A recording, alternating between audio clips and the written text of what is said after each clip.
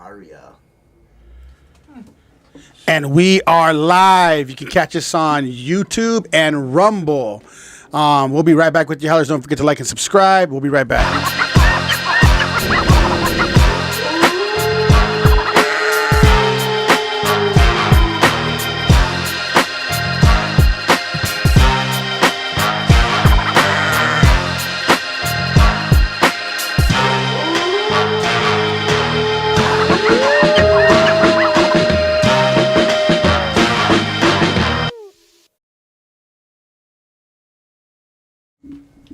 How's over Baz? I'm Jacob Casas. I'm Rico Savage. And we have a very special guest today that I've been trying to get on the show for a little while. Scotty, why don't you introduce yourself to our audience, let everybody know about who you are and what you do.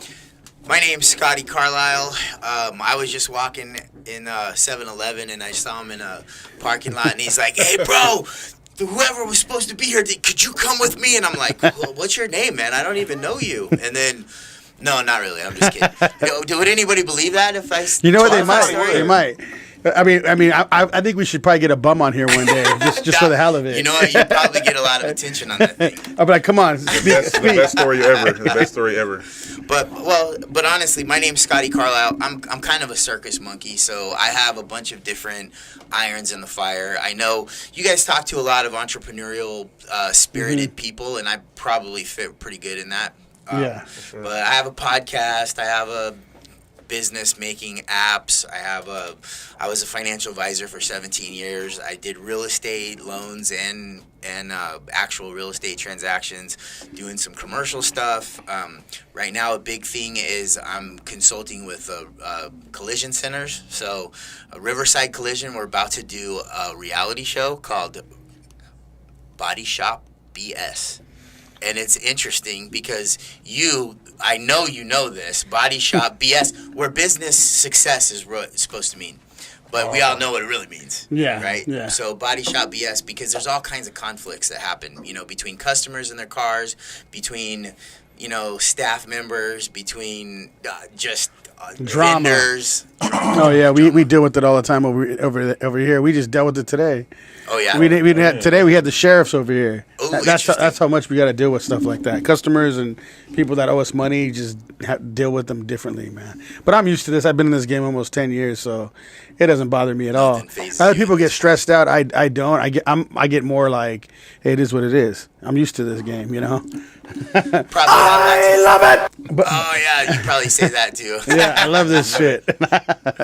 But no, so I met him through a friend, and for him doing his apps. So you want to explain a little bit about your apps and what you do with that? Yeah. So I have a partner. His name's Jason Kitamura, and he is a badass. Like, he is a bona fide badass when it comes to anything that has to do with app development, technology. I have, a long time ago, I hired him to do some app stuff for some of my other businesses. And, I've known him for all this time, but I wanted to start something new. So we were talking, hey, let's team up. And if we were to do that, because he has goals, he actually has a best-selling book called The 4 Keys. And so if anybody's out there, go get the book. It's good. You'll learn a lot of good stuff. And he became a best-selling author. And I was wow. Yeah. So I'm like, dude, we really got to team up.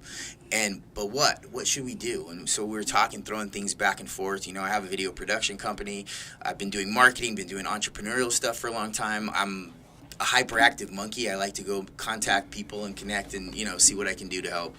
And basically we were like, well, if we focused our efforts to help people that are helping people, then we multiply what we can do. We can multiply our impact. Yeah. So we created Mentor Makerspace, and that is a space to help make mentors, right? And we were basically, when we started out, we had an online community, and there's about 200 life coaches, and we were offering them resources, apps, basically, marketing, videography. I've also been real active in speaking. So Toastmasters, I started this thing called Toasted Master, where basically we would have different speeches and to help people that are life coaches. Because if you're a life coach, you got to communicate, right? And sometimes people aren't aware of distracting mannerisms they have.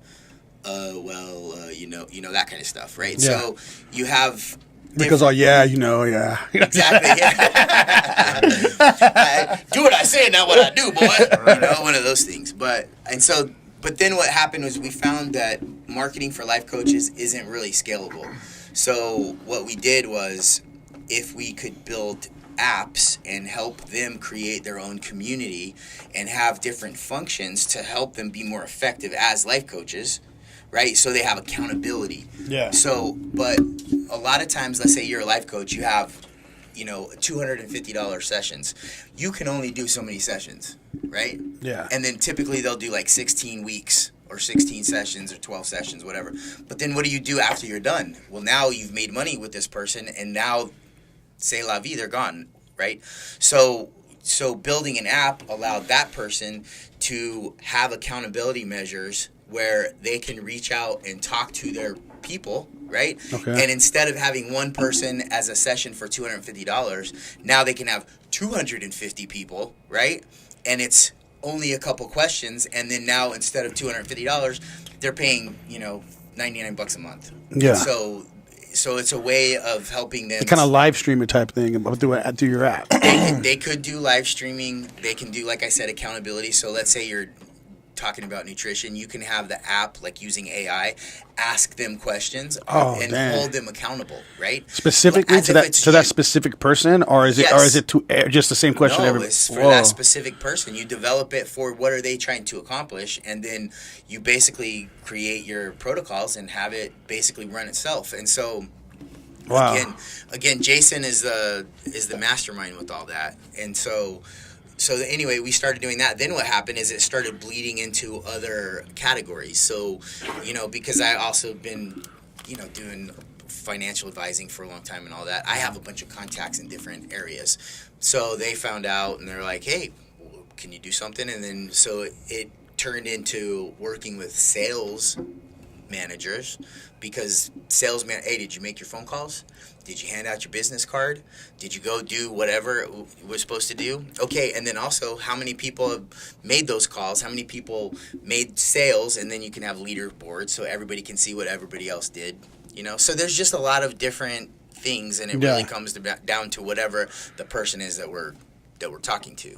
But so that's one app that you guys developed, that you guys own that one? Yeah. Oh, okay. Well, so I know you guys develop apps for other people, too, right? Yes. Yeah, because that's the business too, right? That is the business too. And so we have mentor-soft, like Microsoft, with the mentor and a dash, right? There is a mentor soft, but somebody, we haven't bought that yet.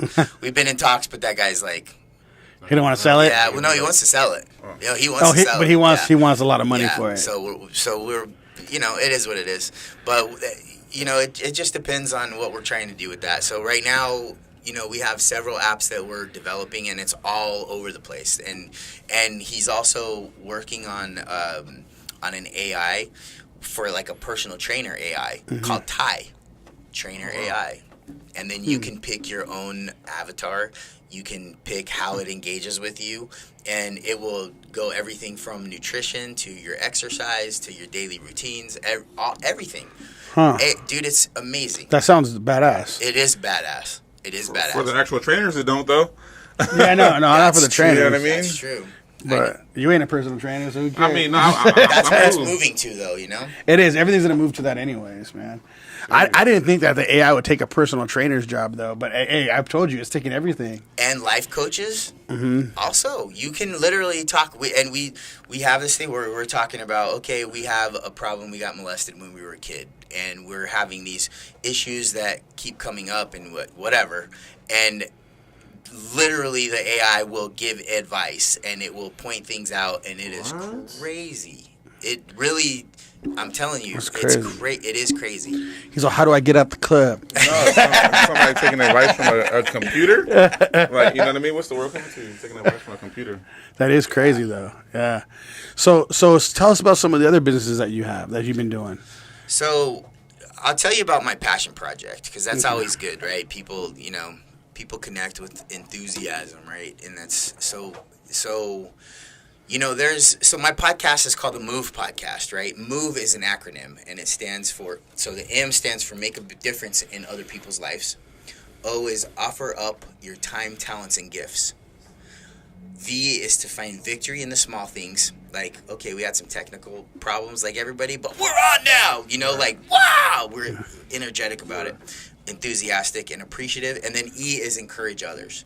So move is something that was placed on my lap by God, right? I'm not a real religious person. However, there's some crazy things that have happened in my life. And basically what happened is I had a son that was born with a 10% chance of survival. And he had 10 major surgeries. And he was a micropreemie. And I have a crazy story that went along with that.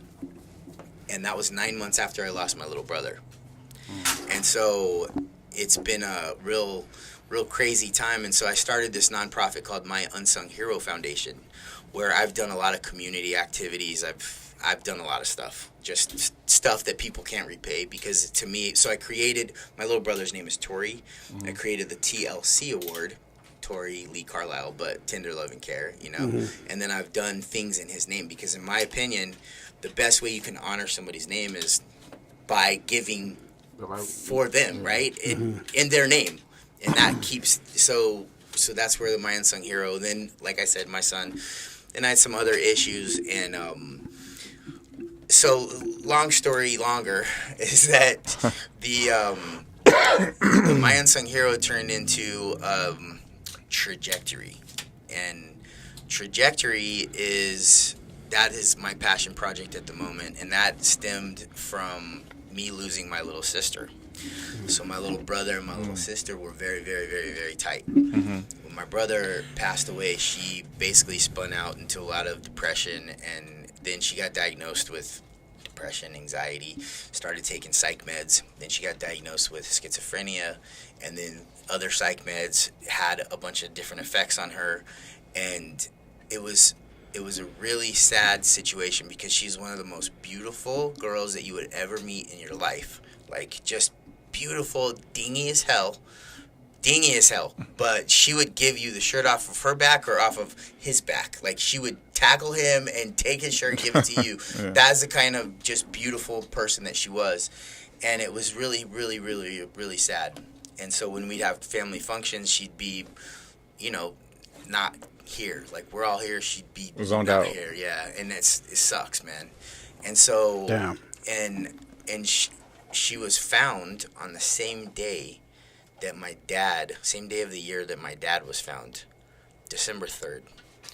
And so December 3rd for me is a very difficult day, right? Because my dad, he has lots of growing up issues with my dad, right? That I, talk about, fun and dysfunction, right? And so basically what ends up happening is a week before she had passed away, she posted a song on Facebook from Shinedown.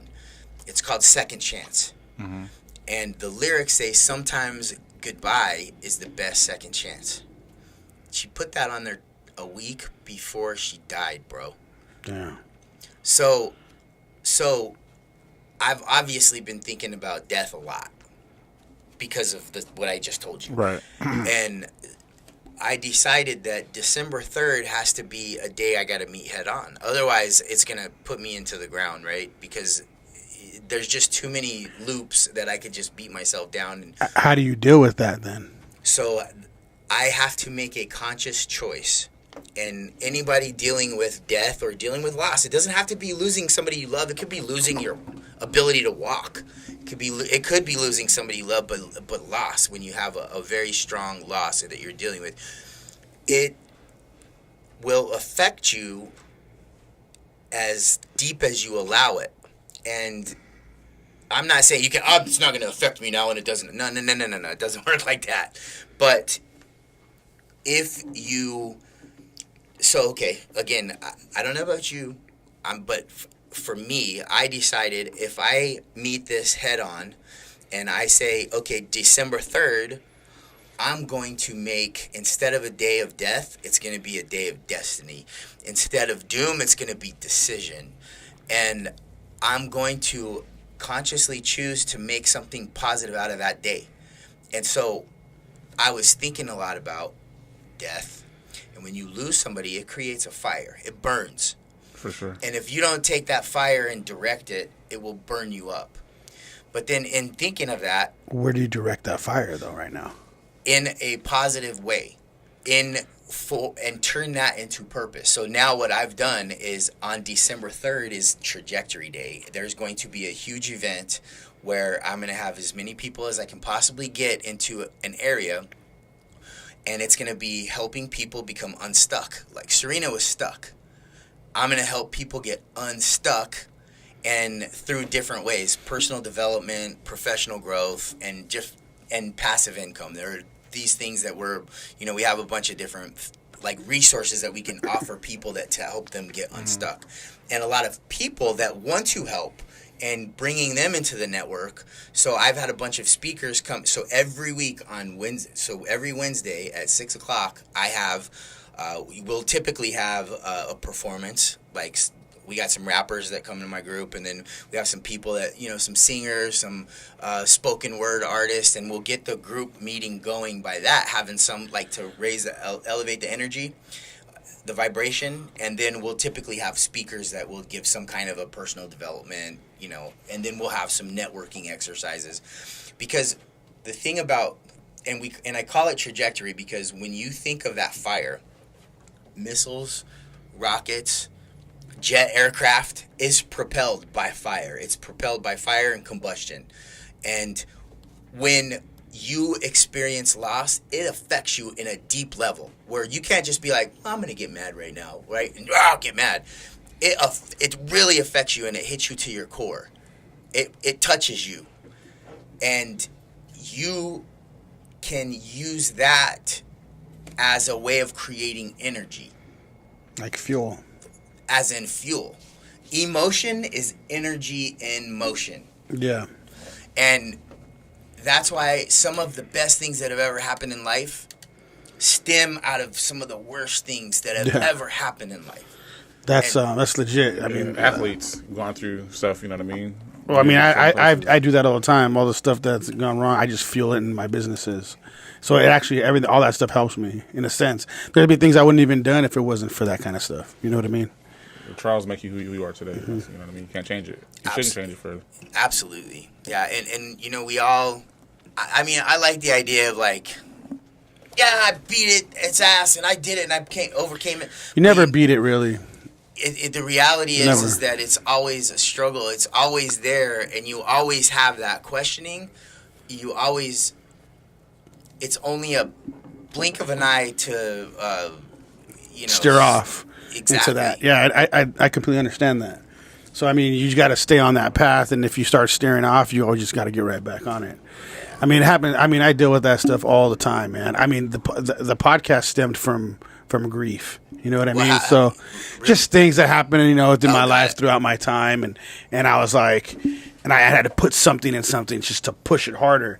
But I mean, it made sense to do some networking and it's the best way of form of sales and networking. I'm building relationships I would have never built before. I'm doing deals I would never have done before. I'm bringing stuff into my other businesses that I would have never brought in before. But at the same time, it still stemmed from grief, right? So to the point where I was like, I had to focus on something else. So I probably wouldn't have never started if I didn't get that grief. Yeah. I kept pushing it off for 2 years, actually.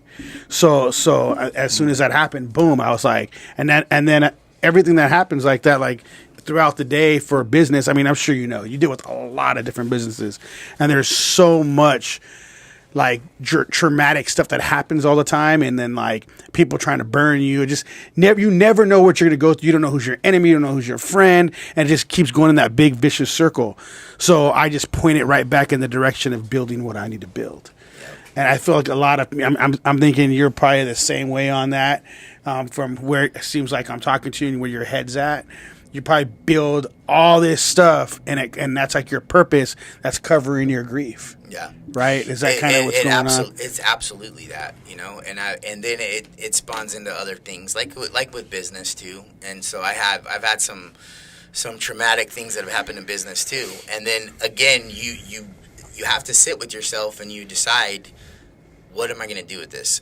Am I going to take negative energy after that, you know, after a negative situation, or am I going to just take it on the chin and keep my head up and tell me, thank you, may I have another, right? And so, you know, that's probably from the military, like, thank you, Drill Sergeant, may I have another? Yeah. Get down and give me 20. Thank you, Drill Sergeant, can I do some more? You know, you have to do that in the face of adversity. Right. And it's like, I like that quote that you can't think yourself to new acting, but you can act yourself to new thinking, right? Like you put yourself on a treadmill, and you can think, I'm going to be lazy, but you keep running, you're going to lose weight. Yeah. That activity will change your mind, but your mind can't change the physiology. Yeah. I feel like I got that more attitude if I just don't give a fuck. Like nothing's gonna break me. I don't care what it is. I'm just gonna keep going. Like that. And the thing is, I have 2 kids, and that's like the easiest for me to say. Even more now with the kids, I would go home like at the beginning of my businesses, and I would see their faces, and I'd be like, and I'd be just wanting to just leave it all. I'd go home, boom. It was like the fuel just came back. I go back in that place like nothing fucking happened. Go right back to work. So that was my fuel. That's been my fuel. You know what I mean? Because you got no choice. You got to keep rolling. You got to leave a legacy, and then you're building something for them. But that's not even really it. Your kids are seeing how you handle things on a daily basis. You might not think they're watching, but they're watching. For sure. So when you got to go out there and they're seeing, oh, look how Dad handled this.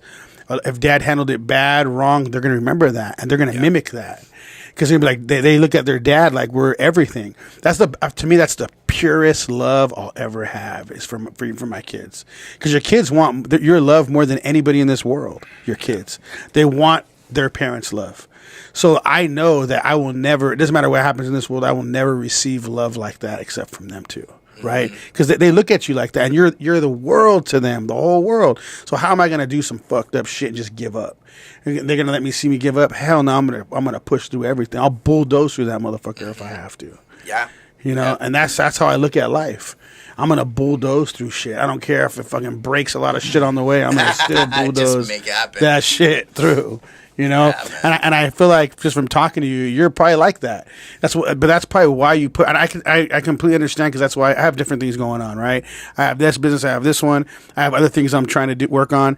But see, that's what happens from grief is you pour yourself into that. And then you're building a lot, and there'll be moments in time you're gonna sit and just think about this shit, like damn, and then you just go right back to what you do, and you'll probably be mourn a little bit or feel some type of way or feel beat up for that time being, but then you just got to get right back up and do what you got to do. You know, to me, there's just no other option. That's how I look at things. There's no other option. If you want to be. And this is biblical. I mean, I believe, you know, mourning's biblical, and even Jesus mourned when Lazarus died, you know? So I really believe that it's okay to mourn for that time, but don't dwell in it. Like, go right back to what you need to do. Mm-hmm. So that's how I look at things. Yeah, and then but the question is how? How do you put checks and balances and, you know, to make sure? Because so I've wrestled with depression. I've also, you know, from military, I've had some issues with. I've had a lot of issues, but what I've found about depression is it's like a warm blanket, you know. And what happens is you're cold and you put on a warm blanket, and it comforts you, right?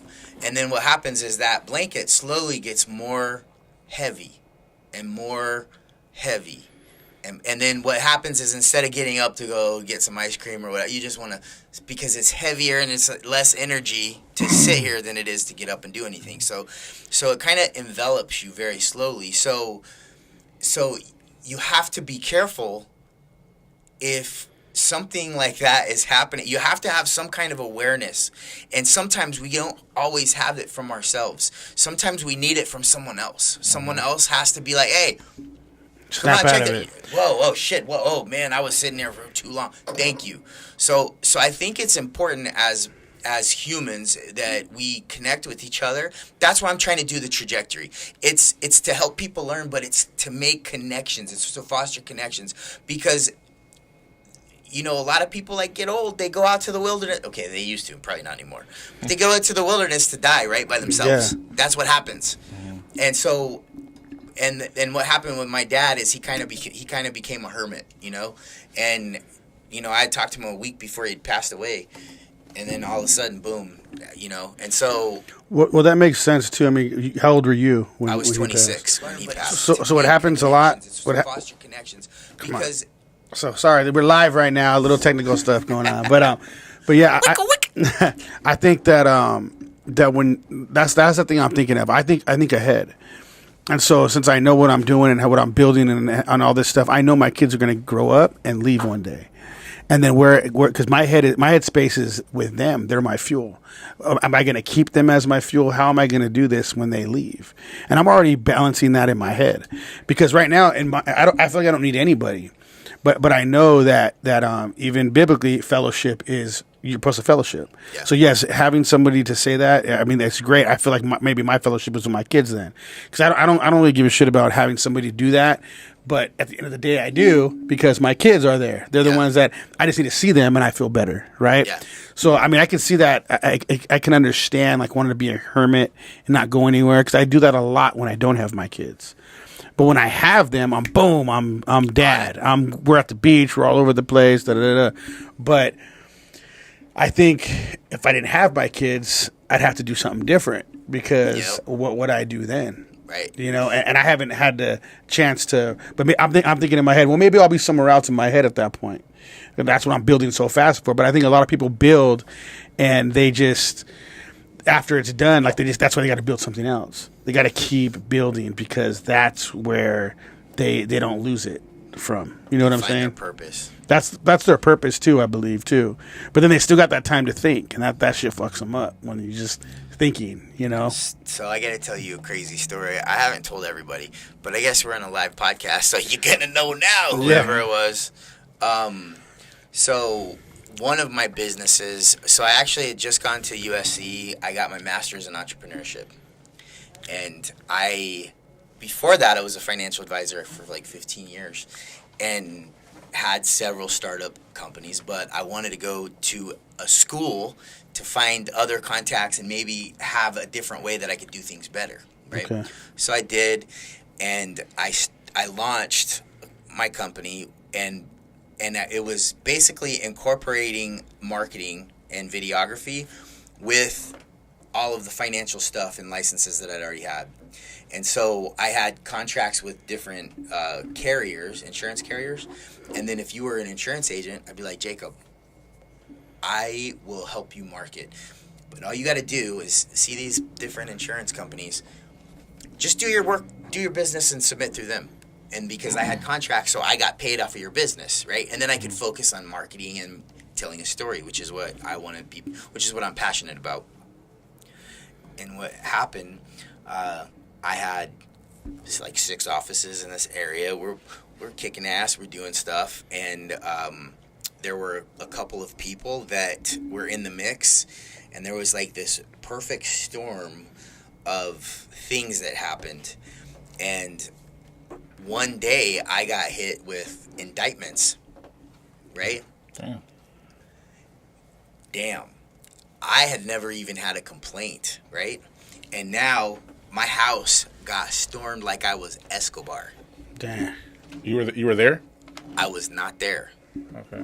But I have Ring, and my wife and kids were there, and there was a neighbor's kid that they were supposed to take to school, and basically they were there in weapons with the battering ram, the SWAT gear. They had people all over in front of my house, behind the park. Like they had coverage, right? Like I was some big criminal, and I'm just like, and I wasn't there, and thank God. And my it was a very crazy situation.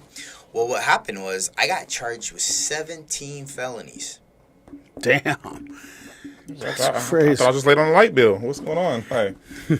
That's some pretty serious shit, huh? Yeah. Man. Okay, so the reason I'm saying this is because of the kids, right? And you inspired this because the biggest thing when I got hit with this, and I'm talking to my attorney, and then they're like, hey, this is what happened. I'm like, I don't know any of these people. Like, there's no connections. I didn't email them. I don't have their phone number. They came and took everything from my house, right? There's no connection. And, well, did you get money from those transactions? Yes, I did, because that's how the contracts work. Okay, well, they follow the money. You got paid. You're in everything else. So, anyway, it is what it is. And I'm like, okay, well, what do I do now? Now, everybody in the insurance industry, they disappeared. They scattered like cockroaches, you know? And it was really freaking upsetting to me because people that I knew that I thought were friends, that we did business and I submitted business, wouldn't answer the phone. And I'm like, really? You're not just going to say, hey, what happened? Because that's what I would do, you pussies. If you're listening. Anyway, I mean that with the most love possible, right? I'm not really mad anymore. But at the time, it was a very crazy experience because I had choices, right? Now, they had just taken away all of my financial licenses. So I had 7, 6, 63, 65, all that. You guys get nervous with this? No. I'm always paying attention to everything. Okay, I'm just if I need a G-rated, pull it back. No, we talk. Be like, then we went to Disneyland. This is House Over Bads. We talk about all kinds of crazy shit in here. The only thing you can't say with the virus where the COVID. Oh, we can't talk about that. Oh, we can't say. Oh, that's about it. Other than yeah, cut us off. Say whatever you want. But dude, no, this stuff right here, I'm always we're live. Just so everybody knows, I'm always paying attention to everything that's going on around me because I'm always making sure everything is where it needs to be. I just don't. If I'm talking, I just. Oh no, I'm cool with all this shit. This is good content. Here's the deal. It's the fucking truth, and the truth is the truth is the truth, and I can act like whatever. Nothing's bad's ever happened, but you know the reality of life, especially with entrepreneurs, because sometimes you do things not criminal, but you try different ways of doing something, and you get caught up. Maybe somebody you hired because you're trying to do that did what happened with me, and there was fraud that was done, or there was gamifying the system or whatever. Like when I said slang, you know. No, I'm just saying. That was a secret of that. Okay, now they know about that too. But the craziest part, you know, so I ended up doing I had to plea out, right? But one of the problems, one of the things that I was given is, yeah, we can go to trial. Okay, yeah, what's the word? You get the full sentence. If you go to trial, you get the full sentence. If you plea out, it might be a lesser sentence. Basically. Is that what they're trying to do? It for sure was, but what's the word if you didn't do it? Guilty? Yeah, you're not guilty. You're not guilty like everybody else is not guilty. Yeah. Right? That's what they say, because everybody says, I'm not guilty, I didn't do it. Oh, yeah. But you're the one that's not guilty, right? So that's the kind of attitude that everybody takes. And then it was like, okay, this is a really jacked up situation, right? That just it was just bad, and So basically, it was the people that you were doing business with were doing bad shit, but you were taking the money not knowing what they were doing, so they came for everybody. So here's like a RICO case, was it that? Yeah, no, okay, so obviously RICO case. Yeah, RICO. It was a RICO. It was a RICO case. It'll be a RICO case only for right now because we're talking. But no, it wasn't a RICO case. But basically, what happened is you had an opportunist that connected with a tactician that knew a system backwards and forwards and everything, right? And so together, it was like gamifying things to, you know, and there was I think 62,000 pages of discovery because it was crazy, right? Now, I wasn't a person that input anything. I wasn't anybody that made the phone calls, but because they thought I was the mastermind because my name wasn't, like, I didn't have any of the phone calls and stuff. And there's obviously more to it like that, but the point is it was a really jacked up situation. If I went to trial, now I just lost all of my financial licenses and how I was making money. Damn. Going to trial was going to cost another Court fees, up to lawyers. $200,000. 2 years, right? And if I had a jury that didn't like me, it could have been 5 years. Damn. $500,000. Fine. Insurance fraud on my record. Like I don't have fraud. I don't have a felony on my record, right? But it would have been double felonies on my record, right? And then, or you take this plea bargain and we'll tap you, whatever. And now, think about 5 years, right? And what was happening when I would come home, my daughter, she was, I think, 5 or 6 years old. I'd walk in, Daddy, I love you, right? And jump up and give me a hug. And because exactly like what you said, right? You feel the love and you're like, now I'm in this situation that, what am I going to do? How am I going to pay my mortgage? Mm-hmm. Damn. This is not cool.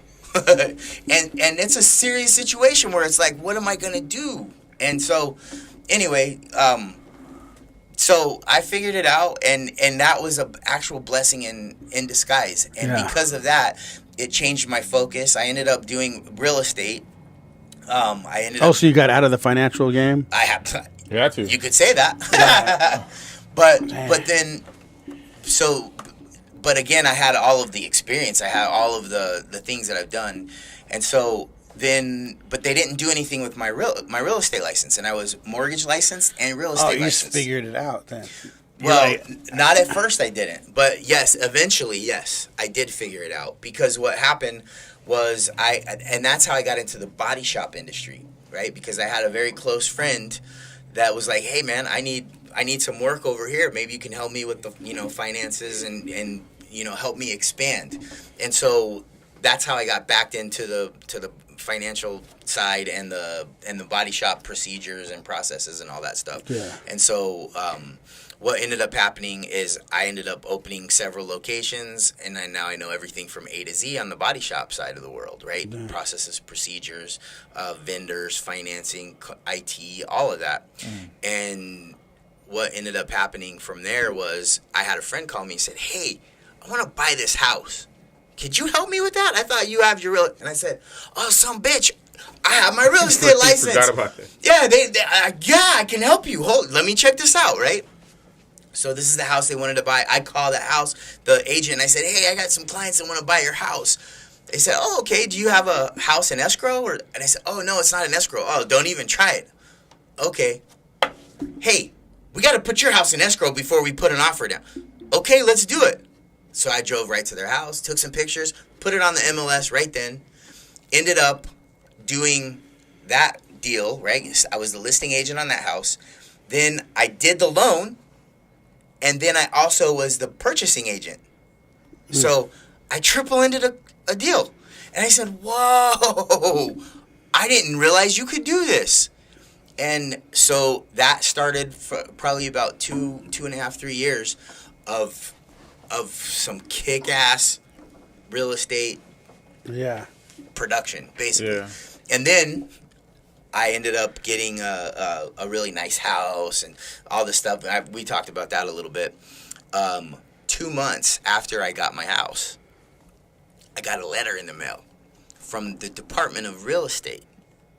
And they said, hey, Mr. Carlisle. Now, I had already renewed my license. Like, everything's going good. I'm kicking ass. Hey, Mr. Carlisle, there was this thing that happened with insurance several years back, and we never pursued you.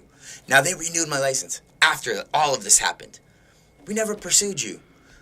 But we're coming after your license now. And now I'm like, again? Like, God, again? Like, seriously? Yeah. But, okay, you know what? It didn't happen to me, it happened for me. There's a reason that this happened. And it ain't because I'm out trying to, like, do anything bad. Everything I do is to help the best that I can, to make the largest impact I can.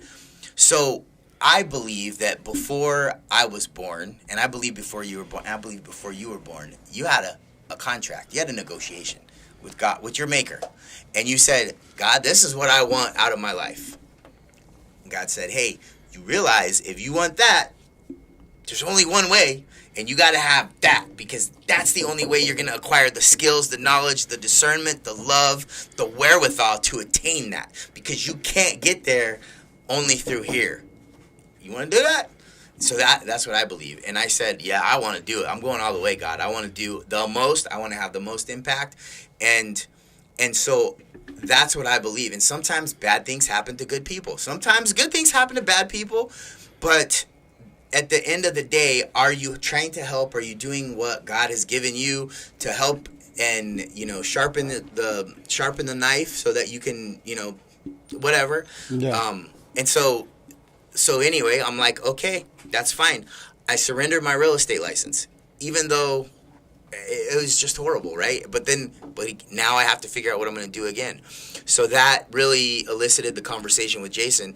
Jason, dude, we've been working together for a long time. Jason was with me. He knew all the things that was going on, and it was just, because he was there around the corner of the office when all that shit hit the fan. And it was just crazy, and he couldn't believe it either. But I don't know what that was. Sorry, guys, we're live. I don't know if you guys heard that. Can you go talk to Shadi just to make sure? I don't know what's going on. That was this? Yeah. Oh, okay. yeah. Okay, damn, man, that's crazy. That's a wild story. You had to go through a lot. So where are you now in your head? Like Mentally, because of all this stuff you had to go through and everything that you did, where are you at mentally right now? Crazy. Crazy. I wouldn't at this point. I wouldn't blame you. You know what I mean? Yes. One door opens, another one closes, another door opens, and then you said they took all your financial. That's money. So when your business are gone, your money's gone too. You had to build yourself up all over again. I had to do it again, man. So and again, but now I'm starting not at ground zero. I have experience. I have contacts. I have network of people. I have people that were very close to me that knew what happened. And they're like, bro, like they saw it, and there's nothing that you can do, like a train wreck. Mm-hmm. Like you're like, that sucks. But so the people that knew and that know me, that really know me, are like they're ride or die. They know know me, right? And so the relationships that I have are gold. The relationships I have, and that goes both ways, because the people who look at me and are like, okay, right, and they know they recognize. To me, I respect, and I have a different level of connection myself. You know what I'm saying? Because I see, you get to see people when things happen. You get to see their character. Sometimes, when all shit is gravy, everybody's got their game face on, right? They're millionaires. They're beautiful. They are, everything's good in their life, right? And cool, but I used to coach springboard diving, and one of my favorite sayings was, adversity reveals character and prosperity conceals it. Mm-hmm. And maybe that's the damn problem. I was saying that too much. So God's like, hey, we got to give you some character, dude. And this does develop character. I mean, but it even makes you, I don't know, that it's kind of weird on both sides, because then it makes you cold too. Yeah. To certain people. I haven't, thank God I have not hit that. Because I have a love that is so freaking, like, the people that happened and what they did, I forgive. I hope that they are having a very successful life. I hope everything is good. I really do. And because I understand that whatever that you carry with you is affecting you more than anyone else. And if you can look at the world in the rose-colored, glasses kind of thing, it's not about ignorance. It's functional. It's like a way of you being able to deal with things in a better light. And if you can deal with things in a better light, then you can be more impactful, because other people are going through really difficult times. And if they can look at you and say, oh man, you really took this on the chin. And okay, I got it. Another part of this whole thing, talking about taking it on the chin, is, so the one guy, one of those two, ended up, I said, look, I'm not paying for your office anymore. We're getting, all these, like, investigated, right?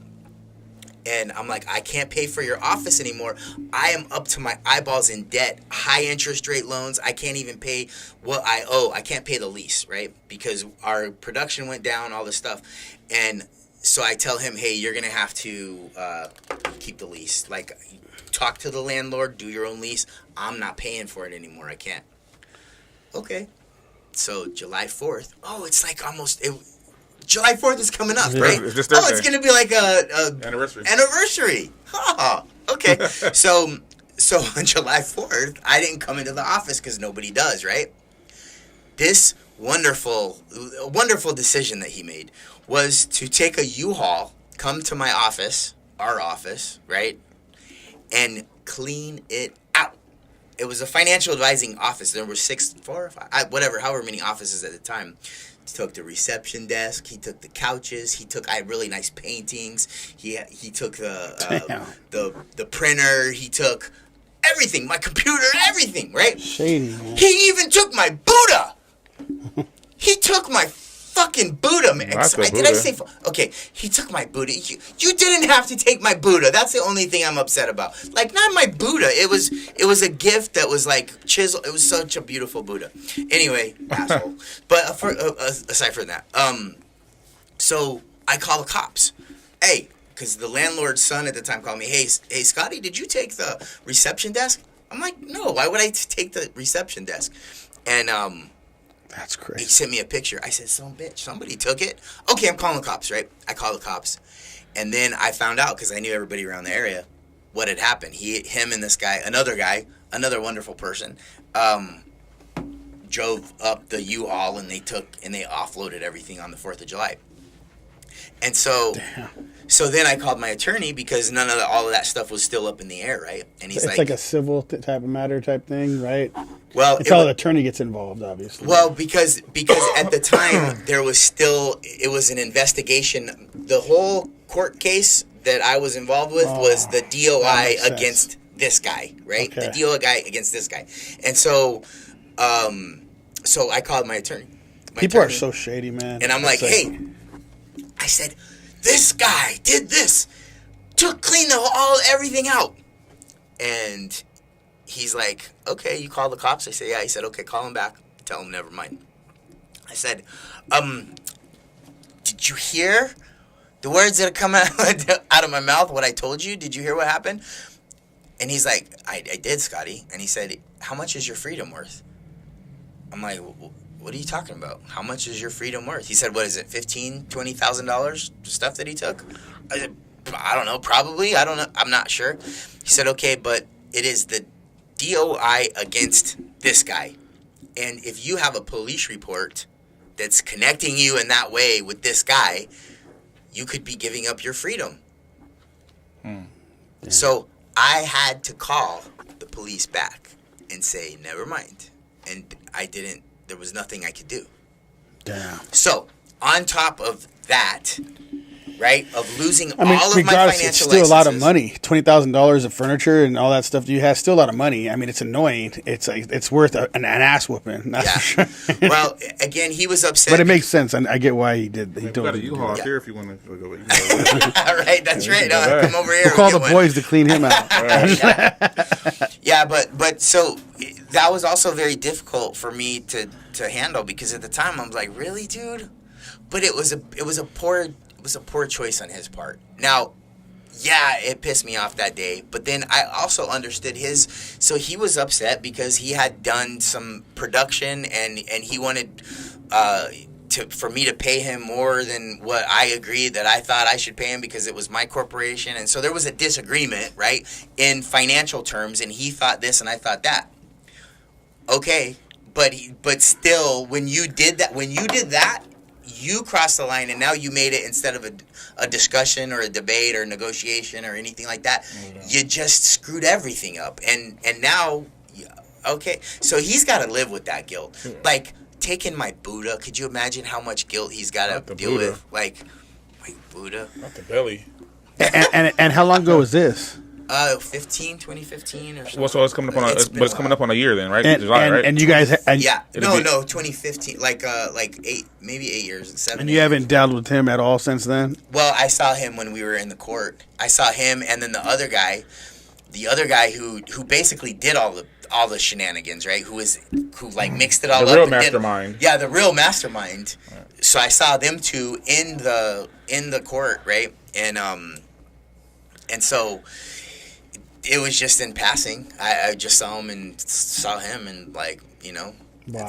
How do you think, like, if none of that happened, if you were running your businesses and everything and none of that bad shit would have happened, do you think you would be where you are today? No. Or? So here's the cool thing.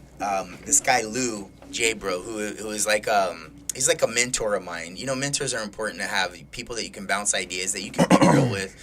And me and him, I did his retirement. You know, set him off real good for life, right? And so, but we had this connection, and he's like, Scotty, when I told him what happened, he's like, Scotty, think about it. If this didn't happen, you'd still be an insurance agent, right? Nothing bad about insurance agents. I love them all. But that's a very difficult business to be in when you're an insurance agent, like life insurance, right? Mm-hmm. Doing that.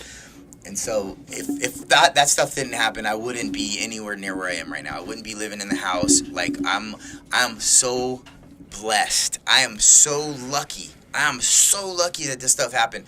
So I have absolutely zero bitterness. Or if I did, I've done a really good job of hiding it. So it's just, and I believe that if you look at the world like that things conspire. My buddy Derek has this favorite saying: if you make a decision, then the universe conspires with you to make it happen, right? If you make a conscious choice. So I made a conscious choice, and I'm just doing.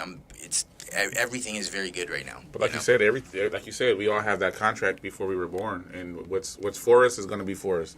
And some things that we ask for sometimes. We could ask for strength, but God won't give it to us in the way that we want. It could be you can become sick, and He'll give you strength that way and build your strength and character that way. So sometimes you got to be careful what you ask for too, and then two, you just have to trust the process. Because if you didn't trust the process and you said you were going through depression and shit, it could have went all types of different ways. And you know what I mean. And you're here today. You know what I mean? Yeah. The thing is too, though. I mean. I feel like hard work has to be part of all of that. I mean, because you still got to work your ass off. Oh, you know, sure. You can't just be like, oh yeah, what's for me is man. I worked so hard for what I got, and I'm sure you did too. I mean, I'll work anybody under the table. Yeah, I'll get up at 4. I'll get up at 3. I'll get up at 2. I'll do whatever needs to get done to get the work done. Like so yes, there is that. I do have that. Yeah, and see, my story is crazy because I actually got fired from a job. Because they found out that I was doing I had like a shop on the side, but I wasn't like fully in it. Like I got this good deal on like a little space, and my boss found out that I was doing that, and he fired me. It was double dipping. No, I wasn't double dipping because it's a fleet. So he was a fleet, so he had his own trucks. So only would be double dipping if he had a shop and he was making money working off their trucks. So he had his own fleet, and I was working on his trucks, and I actually came to him with an idea of saying, hey, what if we put like an ad up and say if we fix trucks too? Because there was a time we weren't even hardly doing anything because me and my crew had the shop in order. Like there was nothing to do besides PM services. So me and him were just like, me and the crew were just chilling a lot of the time, and we were bored. So I'm like, why don't we just put an ad up and start working on other people's trucks? And he didn't want to do it. I'm like, all right, whatever. So then I started thinking, why don't I do this? So after work, I would go and rent on people's truck, and I would make money. I'd make like $1,000 on a job. I'm like, dude, this is crazy. So I got a little shop and started doing that. He found out, he got like jealous. He was like all weird about it. So he gave me and somebody else our papers and said, I'm firing you. And I was like, what? I got all crazy. I was like, man, fuck you. I was like mad, dude, but I knew what was going to happen. Like I had kids and all this stuff. And I was like, are you kidding me? Like, what does this have to do with you? I said, it has nothing to do with you. And I was pissed, man. I remember being furious. And I decided, you know what? Fuck it. I'm just gonna go head on and just do this. But if he didn't fire me, I was making such good money. If he didn't fire me, I would have never fully went in. Yeah. So I was like, damn, thank this dude. That's the part I'm talking about. Like what's for you is going to be, you know what I mean? Like, no matter how much you like that shit and the money he was making. Oh, for that part, yeah. Yeah, so things are going to happen. I mean, but you have to trust what's going to happen after that. Like, well, you know what I mean? You still got to make a tough decision. Yeah, my decision was this: get another service manager position. Exactly. Or go full head on this, and I was like, and that's scary. That was you're stepping out into the abyss, scared shitless. There's no guardrails. I was like freaking out, and I had kids and all that, and I was like, oh shit, and nobody wanted me to do it. Everybody was telling me no, like no. I'm like, and I was like, so that's another thing, like when you start your own businesses, everybody talks shit, everybody tells you no, everybody tells you you're not going to do it. And you're going to fail, all this stuff. Nobody supports you until they see something happening. And they're like, oh, it's like, dude, I don't need your support now. I'm good now. Where were you at when I was in the gym? Yeah, right. When I was in the gym, so where were you at? And it's crickets. You hear nothing. Nobody's around. Nobody cares. People don't even give a shit what you're doing. So, yeah, I completely understand that, man. Like, you just got to be that person to be like, fuck it. And that's how I feel like I've been most of my life. Like, fuck it. I'm just going to do it. And you can't really listen to people, man, because they're just not. Their opinion is almost like meaningless because look at what they're doing half the time. And then when you start your business, like, oh, how's your little business doing? How's your little job doing? Little. I'm like, how's your little job doing? You still got to ask to go on vacation. You still got to ask. I'm just wondering. You know what I mean? You know what I'm saying? Like, come on, it's project like off what they can't do onto you. Like they couldn't do it, so they think that, you know what I mean. They tell you can't do it. Yeah, exactly. So, but last thoughts. I want to see what you think about the show. I think this is awesome, dude, and I think it's needed because I think there are a lot of, again, and this is why I decided I wanted to throw out this particular topic with me because, you know, being an entrepreneur is not, it can be sexy. It's all over the place, right? Yeah. Entrepreneur, right? And it can be sexy, but there is always shit that you're gonna have to deal with that's real, and there's a lot of loneliness. The behind the scenes shit is a lot of loneliness. It's crazy what people don't know. There's no plan B with entrepreneurship. Exactly. None. And so I think this is I think what you're doing is important. I think people need to hear these conversations because then they can be okay with their own conversations. And I think that's what it is. It's about making it okay to talk about shit. Not be okay. Yeah. Because when you bundle it up and you hold on to it, it will sink your ship. Yeah. So I think what you're doing is you're helping people become more buoyant because they can get it off their chest, off their heart, right? And they can be a little lighter. Yeah. And it's okay. I mean, we had people talking about their entrepreneurship, journey, and they just broke down in here. From suicide to and there's just crazy stuff going on, and I didn't realize what we were even doing when we first started this, and then we were just like, whoa, shit, you know what I mean? Like, this is getting wild. And then we're making connections and all that, and it's almost like a never-ending connection, because when do you have these conversations with people usually? No. You just don't. Especially men. Men don't do this shit. You know what I mean? So it's like the fact that we can have these conversations, it almost puts the people that we're dealing with in a different kind of bond. We're like, that's where the pack comes in, the howler type pack thing comes in, because now it's like, okay, well, shit, I just had a bond with these people right now, and I want to see what they're about. Like, why don't we do business together? Why don't we work on this together? Or what do you got going on? How can we help each other? How can I just help you? Because sometimes, like a lot lately, sometimes I think a lot of times, dude, how can I help you? Because I get it. I don't need help from everybody. Sometimes certain people can help me, and I can help certain people. Mm-hmm. So what's the problem? You know what I'm saying? Like, everybody can rise at some point. You don't got to always be the one getting help. You know what I mean? Sometimes you just give it. And I would never think that a lot at the beginning, but when you start like having these kind of bonds with people, it does change the way you think, because people don't open up like this. This is not a normal thing. Agreed.